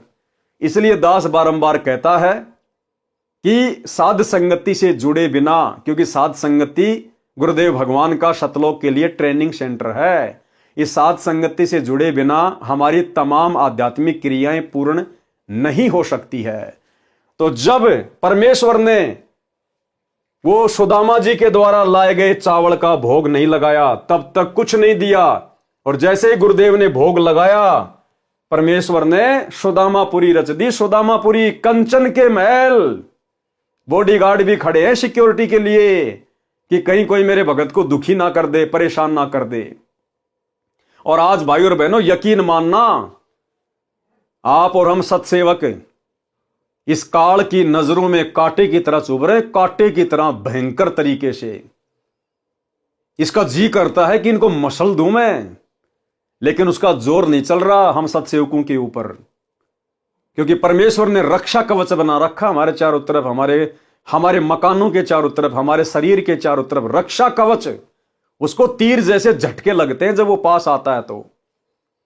और गुरुदेव भगवान ने स्पष्ट कर रखा कि बच्चों, अगर मर्यादा में रहोगे, गुरु को इष्ट मानोगे, ये देवी देवता ब्रह्मा विष्णु महेश ये तुम्हारे बॉडीगार्ड बनकर खड़े रहेंगे तुम्हारे घर के चारों तरफ, कि कोई भूत प्रेत अन्य कोई देवता इनको कोई दुखी ना कर दे, कोई परेशान ना कर दे। सतगुरु रामपाल जी भगवान के आदेश से, कबीर परमेश्वर के संविधान से ये देवी देवता हमारे घरों के चारों तरफ सिक्योरिटी करते हैं, सिक्योरिटी सूक्ष्म रूप में। तब हम सुरक्षित हैं गुरुदेव के विशेष आशीर्वाद से, क्योंकि हम गुरुदेव को प्रसन्न करने की दिशा में आगे बढ़ रहे हैं। हम पीले पर्चों को आंख बंद करके नहीं मानते, हम कोऑर्डिनेटरों के आदेशों को आंख बंद करके फॉलो नहीं करते, हम सत्संगों के विरुद्ध गुरुदेव के परिवार के द्वारा करवाए जाने वाले घटिया कुकर्मों में आंख बंद करके सहयोग नहीं करते। हम स्टेडियम बनवाने में सहयोग नहीं करते, हॉस्पिटल बनवाने में नहीं करते, हम गुंडों की सीबीआई जांच का समर्थन नहीं करते, हम आरक्षणों में नहीं जाते, हम किसी का जाट भवन बनवाने के लिए ज्योति पाठ और दान का पैसा नहीं देते। इसलिए गुरुदेव हम पर प्रसन्न है ज्ञान आधारित भक्ति को देखकर। इसलिए परमेश्वर ने दया बख्शी है गीता अध्याय 3 श्लोक 13 के अनुसार स्वयं को भोग लगवाने की। इस 21 ब्रह्मांड में इस परमेश्वर को, सतगुरु रूप में आए हुए भगवान को कोई पहचान नहीं सकता। ये भगवान स्वयं अपनी पहचान करवाता है अपनी विशेष आत्माओं से। गोता मारूं स्वर्ग में, जा बैठूं पाताल, गरीबदास ढूंढता फिरूं अपने हीरे मोती लाल। आज इस लाखों की संगत में से यदि परमेश्वर के कोई हीरे मोती लाल हैं, केवल सत्सेवक हैं, केवल सत्सेवक। विचार, श्री कृष्ण जी राजा थे। क्या कह रहे हैं गुरुदेव भगवान कि विचार करो, श्री कृष्ण जी राजा थे। अपने मित्र की इतनी सहायता करना एक राजा के लिए कोई बड़ी बात नहीं है। इतनी सहायता तो एक स्टेट का मंत्री अपने मित्र की आसानी से कर सकता है। परमेश्वर कबीर जी ने एक अति निर्धन मुसलमान लोहार तैमूर लंग की एक रोटी खाकर 7 पीढ़ी का राज्य बख्श दिया था। उसी जीवन में तैमूर लंग राजा बना, जिसका राज्य विशाल था। दिल्ली की राजधानी पर उसने अपना प्रतिनिधि छोड़ा था। उसकी मृत्यु के उपरांत कुछ समय दिल्ली की गद्दी पर अन्य ने कब्जा कर लिया था। फिर तैमूर लंग के परपोत्र बाबर ने सन 1526 में लोधी वंश के इब्राहिम लोधी को पानीपत की पहली लड़ाई में हराकर दिल्ली पर कब्जा कर लिया। बाबर से औरंगजेब तक 6 पीढ़ी तथा प्रथम तैमूर लंग, इस प्रकार कुल 7 पीढ़ी का राज्य परमेश्वर कबीर जी ने तैमूर लंग को दे दिया। अब यहां गुरुदेव भगवान ने अपनी समर्थता बताई है, कबीर भगवान की यानी अपनी स्वयं की समर्थता बताई है। हालांकि सुदामापुरी रचने वाले भी कबीर भगवान ही थे, लेकिन सांसारिक लोगों को समझाने की दृष्टि से गुरुदेव यहां कह रहे हैं कि विचार करो कि श्री कृष्ण जी ने सुदामापुरी अगर वो रच भी दी, धन धान भी दे दिया, तो क्या दे दिया? इतनी सहायता तो एक मंत्री भी अपने मित्र की आसानी से कर सकता है। और फिर कह रहे हैं देखो परमात्मा की समर्थता। तैमूर लंग की एक रोटी खाई थी कबीर भगवान ने, एक रोटी, और 7 पीढ़ी का राज दे दिया। 7 पीढ़ी का, तैमूर लंग से लेकर औरंगजेब तक, बाबर, हुमायूं, ये सारे के सारे एक रोटी खाकर।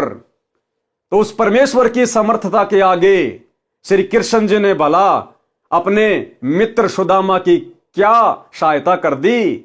उसके आगे तो ऊंट के मुंह में जीरे के बराबर भी नहीं किया। तो भाई और बहनों, हर प्रकार से ये परमेश्वर समर्थ है, सभी आत्माओं का साथी है। इन छोटे मोटे अवतारों के रूप में भी सारा कार्य अपनी आत्माओं का ये परमेश्वर ही सिद्ध करता है। नंबर 1, तैमूर लंग, जिसकी परमात्मा ने एक रोटी खाई थी, जिसके बदले 7 पीढ़ी का राज दिया था। सबसे पहले तैमूर लंग ने राज्य किया। दूसरे नंबर पर बाबर, तीसरे पर हुमायूं पुत्र बाबर, चौथे नंबर पर अकबर पुत्र हुमायूं, 5वें नंबर पर जहांगीर पुत्र अकबर, 6ठे नंबर पर शाहजहां पुत्र जहांगीर, 7वें नंबर पर औरंगजेब पुत्र शाहजहां। और उसके बाद में दिल्ली का साम्राज्य टुकड़ों में बंटना शुरू हो गया था। सन 1526 से 1707 तक बाबर से लेकर औरंगजेब ने दिल्ली का राज्य किया। विशेष भिन्नता, जन्म मरण का कष्ट न श्री कृष्ण का समाप्त है न सुदामा का हुआ, दोनों ही आगे के जन्मों में अन्य प्राणियों के शरीरों में जाएंगे। और तैमूर लंग की एक रोटी खाकर भगवान ने 7 पीढ़ी का राज तो दिया ही दिया, साथ में परमात्मा ने मोक्ष का अधिकारी भी बना दिया। तैमूर को 7 पीढ़ी का राज्य भी मिला और मोक्ष भी मिला। सहायता में इतना अंतर समझें, जैसे सहायता तो स्टेट का मंत्री करे, दूसरा देश का प्रधानमंत्री करे, दोनों के सहायता करने में रात और दिन का अंतर होता है। कबीर जी यानी सत्य पुरुष को प्रधानमंत्री जानो और श्री कृष्ण जी श्री विष्णु जी को प्रांत का मंत्री जानो। फिर भी बात भक्ति की चल रही है। कबीर जी ने कहा है कि कबीर जो जाकी शरणा बसे, ताको ताकी लाज, जल स्यों ही मछली चढ़े, बह जाते गजराज। वाणी नंबर 107 का सरलार्थ। आगे गुरुदेव भगवान ने भगत नंदा नाई की जो कथा है उसको शामिल किया है। भगत नंदा नाई सैन की कथा, नाई को कहते हैं सैन। नाई समुदाय में एक महान भगत नंदा जी हुए हैं। नाई को सैन भी कहते हैं। वे परमात्मा की धुन लगन में लगे रहते थे। हालांकि उस समय भगत नंदा जी को कोई सच्चा मार्गदर्शक प्राप्त नहीं था, कोई तत्वदर्शी संत प्राप्त नहीं था। पिछले जन्म की बैटरी चार्ज थी, भक्ति में आस्था थी, और जिसने जैसा भी उनको नाम दे रखा था उस भक्ति में वो मस्त रहते थे, धुन लगा के भक्ति करते थे, सुरती नृत्य से मन लगाकर। राजा के निजी नाई थे और वहां का जो राजा था भगत नंदा जी उसका हजाम किया करते थे, उसकी सेविंग किया करते थे, वो उसका निजी नाई था।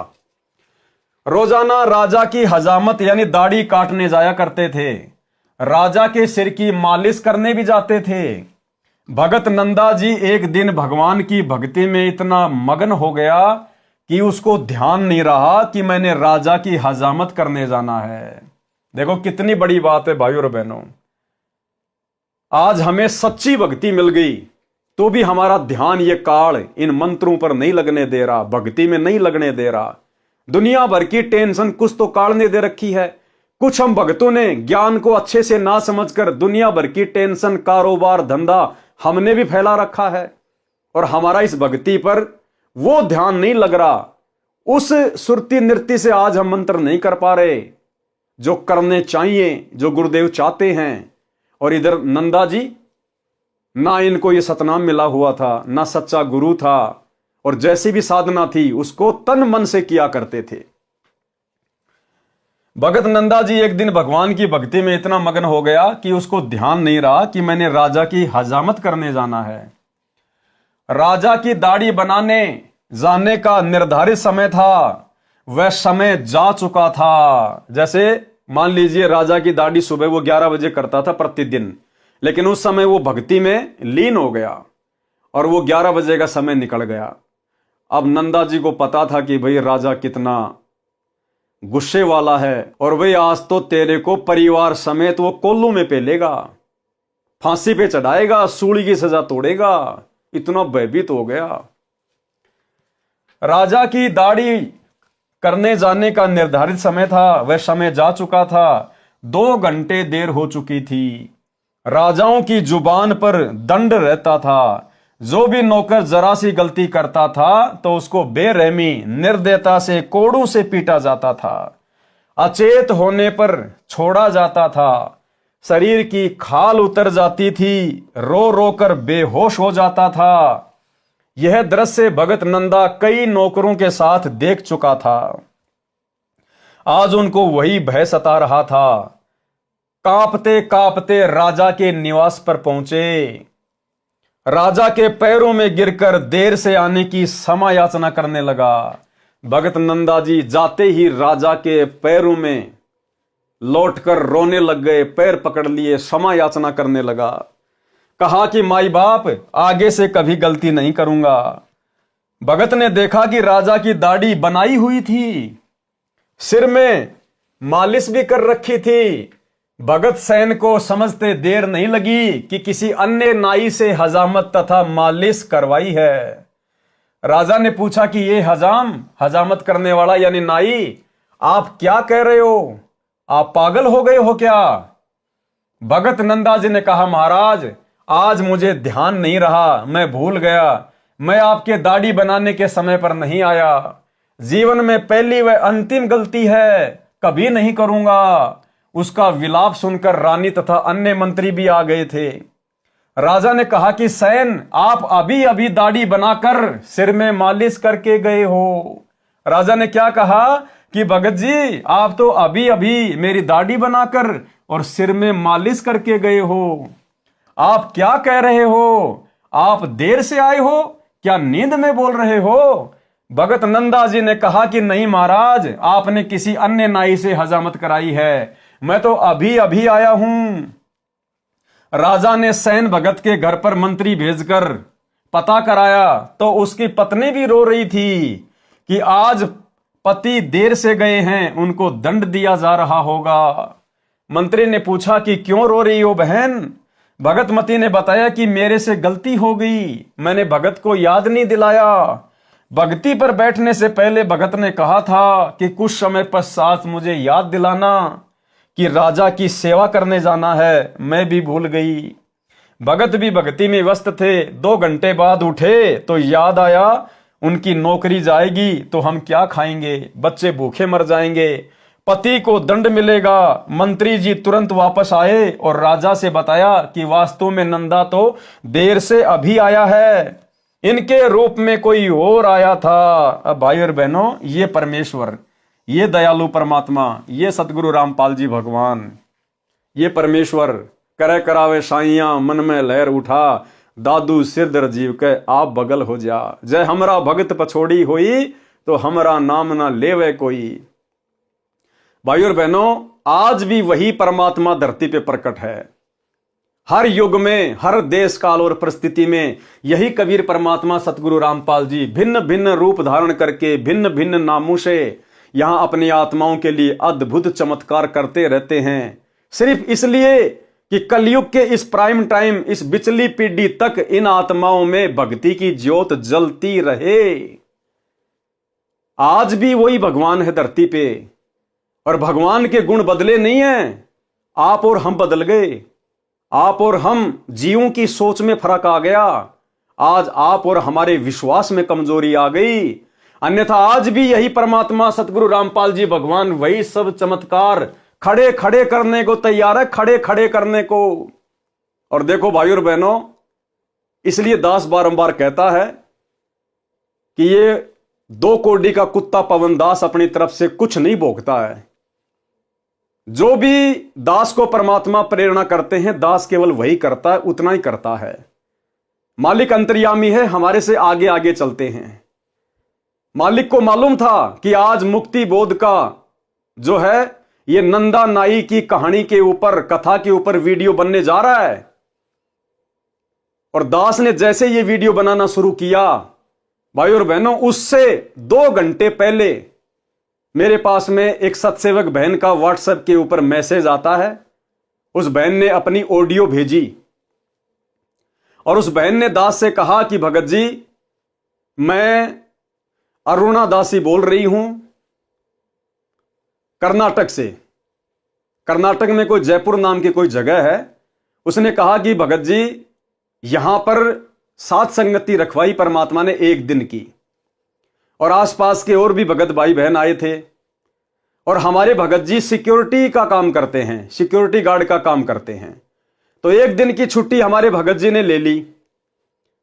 और दूसरे दिन जो भगत भाई बहन आए हुए थे, उन्होंने कहा कि भगत जी 2 दिन के साथ संगति रखेंगे, मालिक की महिमा करेंगे, इतनी दूर से आए हैं तो परमात्मा का गुणगान करेंगे, आप 1 दिन की छुट्टी और ले लो।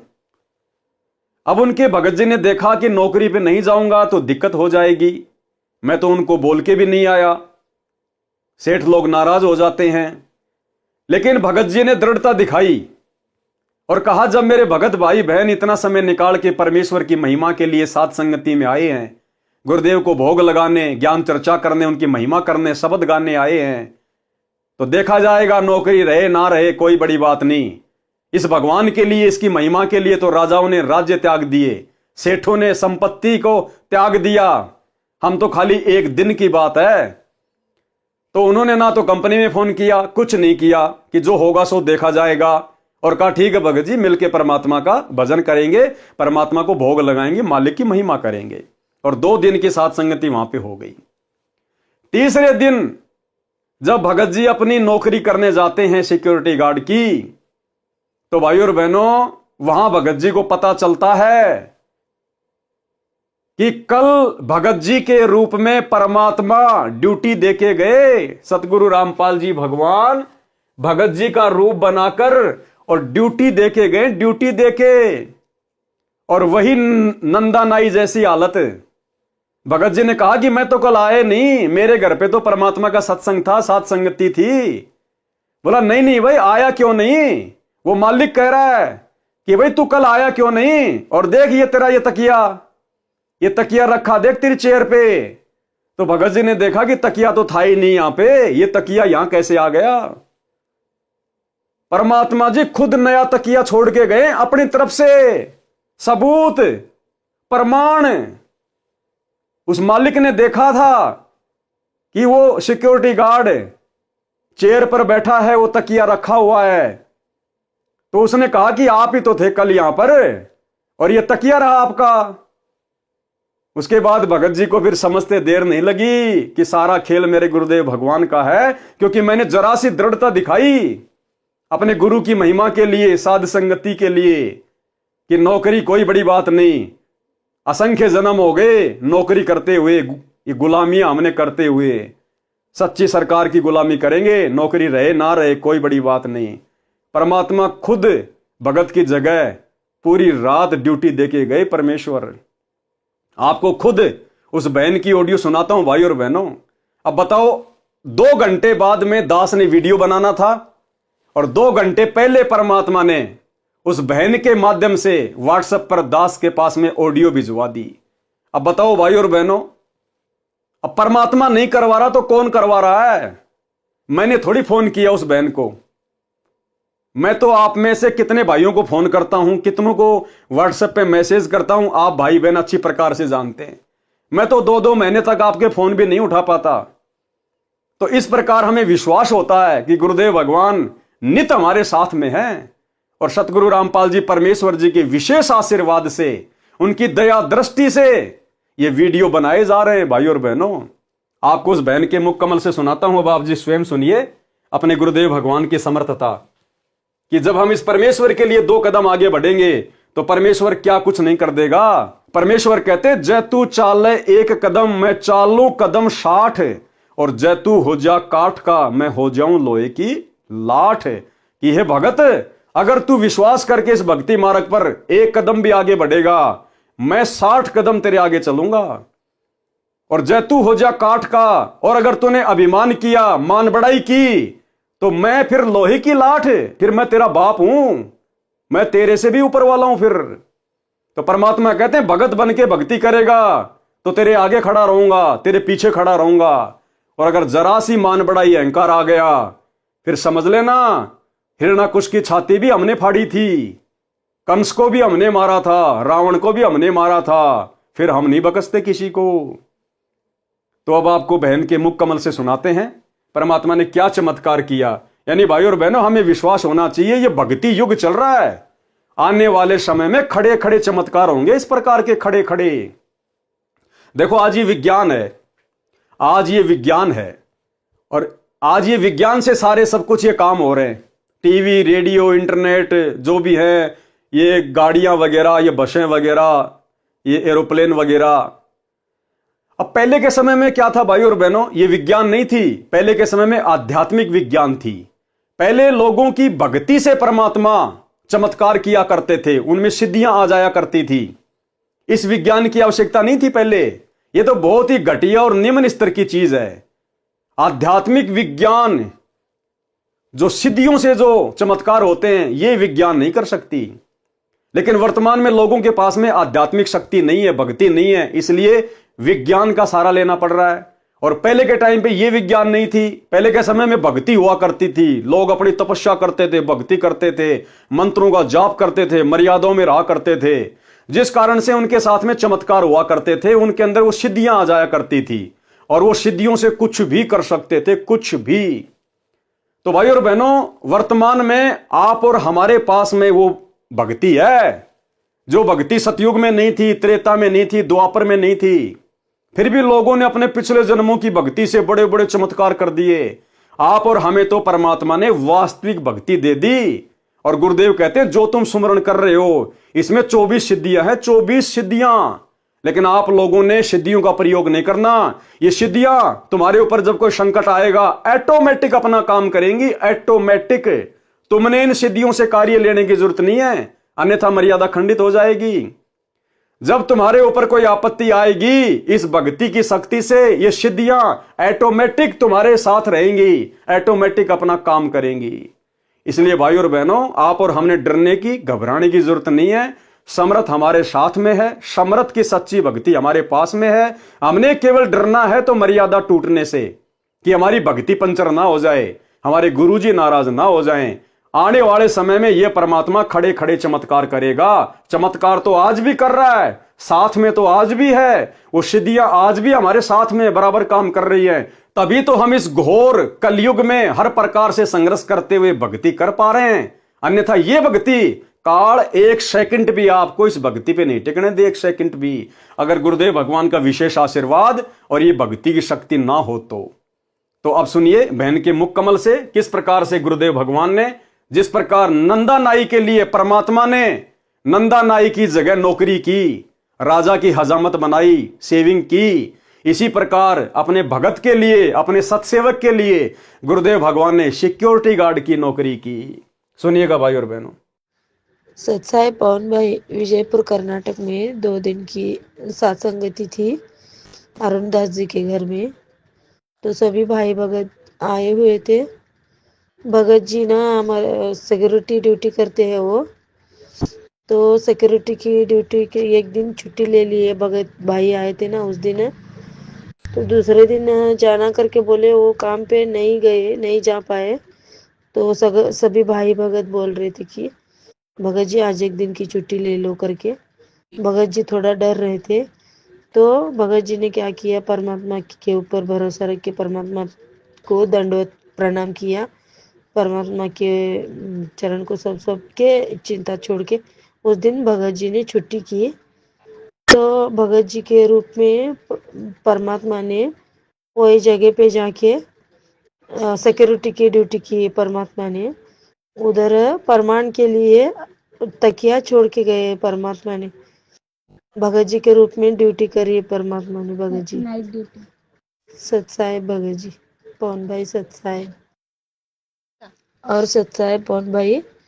और दूसरे दिन भगत जी नाइट ड्यूटी पे गए तो मालक को बोले कि मालक मैं 2 दिन से छुट्टी पे था, तो आपको कुछ बुरा लगा क्या करके भगत जी बोले। तो मालक ने बोला कि आप कहाँ 2 दिन छुट्टी पे थे, एक ही दिन तो आए, एक दिन छुट्टी किया आपने, 2 दिन कहाँ पे छुट्टी किया नहीं करके ऐसे बोले मालक।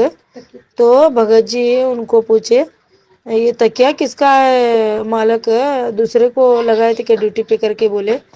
तो वो मालक बोले कि नहीं किसी को नहीं लगाया, आप ही का है वो तकिया करके, आप आए थे ना, आप ही का है वो तकिया करके ऐसा बोले भगत जी मालक। सत्साई भगत जी पवन भाई, सत्साई। भगत जी ने जाके पूछा क्या आपने किसी और को ड्यूटी पे लगा लिया क्या, ये तकिया किसका है। तो उस मालिक ने कहा कि नहीं, अरे कल आप ही तो बैठे थे इस तकिए का सहारा लेके, कल आप ही तो बैठे हुए थे, ड्यूटी कर रहे थे। आपने तो खाली 1 ही दिन की छुट्टी ली थी, 2 दिन की कहां ली, कल तो आप आए थे ड्यूटी पे। और ये तकिया आपका ही तो है, ये तकिया प्रमाण है भाई और बहनों, परमात्मा छोड़ के गए अपनी तरफ से। कौन कहता सत्सेवकों के साथ भगवान नहीं है, पल पल हैं, पल पल छाया की तरह। जो बच्चा गऊ की नजर में यूं साईं को संत, भगतों के पीछे फिरे भगत वत्सल भगवंत। अरे जब पीपा भगत जी और उसकी पत्नी सीता जी द्वारिका देखने के लिए समुद्र में छलांग मार गए, तो उस समय अगर कोई यह सोचता कि श्री कृष्ण जी थे तो श्री कृष्ण जी ने तो खाली एक अंगूठी दी थी उनको वापस आते समय कि लो मेरी अंगूठी लेके जाओ। थे वो खुद कबीर परमात्मा ही जिन्होंने श्री कृष्ण जी के रूप में समुद्र के नीचे द्वारिका रच दी अपने भगत के लिए, और वापस आते समय उन्होंने अपनी अंगुली से अंगूठी निकाल के दी जो आज भी वृंदावन में रखी हुई है। तो उस समय तो एक छोटी सी अंगूठी दी थी, आज तो भगवान 5 किलो का तकिया रख के चले गए। तकिया वही भगवान है आज भी, दूसरा नहीं है। भगवान नहीं बदला है। कौन कहता है भगवान आते नहीं, हम भिलनी के जैसे बुलाते नहीं, मीरा के जैसे बुलाते नहीं। तो ये भाई और बहनों, अब ये चमत्कार नहीं तो और क्या है। धरती पर परमात्मा प्रकट है, पल पल अपने सत भक्तों के साथ में है। अगर जरूरत है तो केवल विश्वास करने की। अब यदि भाई और बहनों भगत जी विश्वास नहीं करते और कहते कि नहीं नहीं भगत जी मेरे को ड्यूटी पे जाना जरूरी है, नहीं तो मालिक मुझे नौकरी से बाहर निकाल देगा। अगर राजा सिकंदर लोदी की तरह जनता के दबाव में आके, जिस प्रकार राजा सिकंदर लोदी बार बार नाम दीक्षा लेने के बाद भी कबीर परमात्मा के साथ में दुर्व्यवहार करता था, यह सोचकर कि जनता कहीं मेरा राज्य ना छीन ले, इसी प्रकार यदि भगत जी भी नौकरी के डर से कि मालिक मुझे सिक्योरिटी गार्ड से निकाल ना दे, और अगर दूसरे दिन की साथ संगति ना रखवाते, तो परमात्मा नाराज हो जाते कि नालायक, तुझे भक्ति और भगवान की महिमा से ज्यादा अपनी नौकरी प्यारी है। परमात्मा 2 मिनट में नौकरी को ठोकर मरवा देते और मर्यादा खंडित होती, वो अलग। लेकिन भगत ने हिम्मत दिखाई, परमात्मा पे विश्वास किया कि बाढ़ में जाए नौकरी। हम तो बड़े बड़े राजा रह चुके हैं, सिक्योरिटी गार्ड की नौकरी कौन सी बड़ी बात है। अरे हमारा पेट सिक्योरिटी गार्ड की नौकरी नहीं भरेगी, हमारा पेट वो भरेगा जो पूरी दुनिया की सिक्योरिटी करता है, जो तीनों लोकों में प्रवेश करके सबका भरण पोषण करता है। वो कबीर देव सतगुरु रामपाल जी, वो हमें नौकरी भी देगा, वो हमारा पेट भी भरेगा। भगत ने विश्वास किया और आए हुए भक्तों का दिल नहीं तोड़ा, और एक दिन की साथ संगति और रख दी, परमात्मा की महिमा की भोग लगाया, और उधर भगवान अपने भगत की जगह बैठ के नौकरी कर रहा है। तो बताओ भाई और बहनों, कौन कहता कि केवल नंदा नाई के लिए भगवान ने राजा की हजाम बनाई। यहां भी देख लो, वर्तमान में आपकी आंखों के सामने है। तो परमात्मा धरती पर है, विश्वास की जरूरत है भाई और बहनों। चाहे शीश कट जाए लेकिन मर्यादा नहीं तोड़ेंगे, लोक लाज में नहीं आएंगे, मर्यादाओं को लेकर किसी के आगे नहीं झुकेंगे। गुरुदेव कहते हैं कि भगत का एक लक्षण है, भगत किसी से लड़ता नहीं और भगत किसी से डरता नहीं, क्योंकि हमारी पीठ पीछे हमारा भगवान खड़ा हुआ है। अब आगे बढ़ते हैं भाई और बहनों हम इस कहानी पर। मंत्री जी तुरंत वापस आए और राजा से बताया कि वास्तव में नंदा तो देर से अभी आया है, इनके रूप में कोई और आया था जो आपकी हजामत तथा मालिश करके चला गया। यह बात सुनकर राजा को समझते देर नहीं लगी कि भगत सैन के रूप में भगवान ही आया था, भगवान ही आए थे। राजा सिंहासन से नीचे आया और भगत सैन जी को सीने से लगाया। ऐसे निर्दयी राजा को भी परमात्मा ने निर्मल बना दिया भगत के सामने। राजा सिंहासन से नीचे आया और भगत सैन जी को सीने से लगाया और कहा कि भगत, मैं तेरे को सेवा से मुक्त करता हूं, कि मैं आज तेरे को सेवा से आजाद करता हूं। आज के बाद तू मेरी दाढ़ी नहीं बनाएगा और पूरी जिंदगी का तेरे बच्चों का पालन पोषण की मैं जिम्मेदारी लेता हूं।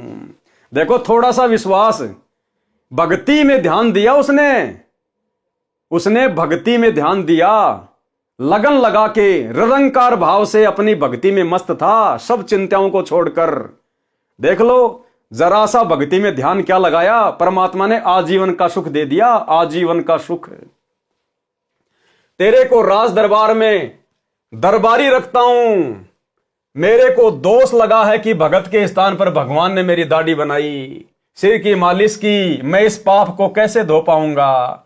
नंदा जी भी समझ गए कि मेरे कारण परमात्मा को कष्ट हुआ और जोर जोर से रोने लगे कि हे परवरदिगार, मुझ 2 कौड़ी के दास के कारण आप स्वर्ग छोड़कर यानी सतलोक छोड़कर हजाम बने, नाई बने, मुझे उठा देते भगवान। आपको कष्ट उठाना नहीं पड़ता, मैं समय पर आ जाता। इसलिए वाणी के माध्यम से बताया है कि सच्चे भगत पर परमात्मा ऐसे कृपया करते हैं। और यकीन मानना भाई और बहनों, आज भी ये परमात्मा आप और हमारे गुप्त रूप में सैकड़ों कार्य कर रहा है। कोई ये ना सोचे कि मेरे ऊपर कोई विशेष आपत्ति नहीं आ रही, कोई परेशानी नहीं आ रही नाम दीक्षा लेने के बाद, ये हमारी महाभूल है। परमात्मा कहते हैं गुप्त रूप में सब काम सार दे जो भी विपदा आन पड़े। ये परमात्मा इतना दयालु है, ये अपने भगत को महसूस भी नहीं होने देना चाहता।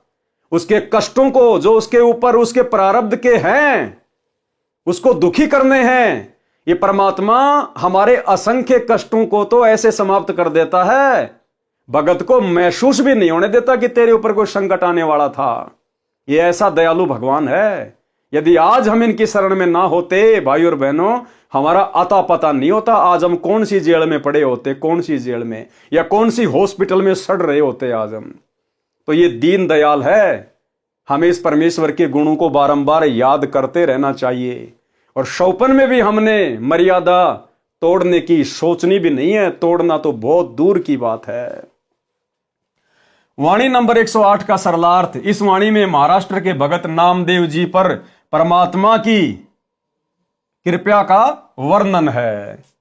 संत नामदेव जी पर प्रभु कृपा। तो भाई और बहनों, आज के वीडियो में हम केवल इतना ही लेंगे गुरुदेव भगवान के आशीर्वाद से। आज हमारा मुक्ति बोध के ऊपर सतगुरुदेव भगवान की विशेष रजा से ये 10वां वीडियो है। और कल रात्रि 8 बजे सभी भाई बहन फिर से लाइव जुड़िए एक नई वीडियो के साथ में। तब तक गुरुदेव भगवान हम सबको आज्ञा दें, इजाजत दें, आशीर्वाद दें। बंदी छोड़ सतगुरु रामपाल जी भगवान की जय हो।